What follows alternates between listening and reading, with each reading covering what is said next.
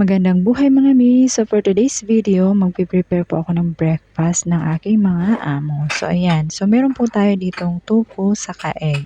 So steamed tofu with egg po yung aming breakfast. So ayan, meron po tayong 3 itlog. So binati ko na po siya and ilalagay ko na po yung ating mga ingredients. Salt, and then next po ilalagay ko po yung milk. So nilalagay ko po siya ng milk para mas softer po siya.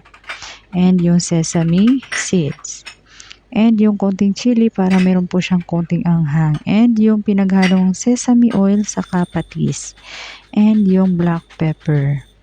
And next po is yung spring onion. So hahalo-haloin na po natin yan para magpantay po yung lasa.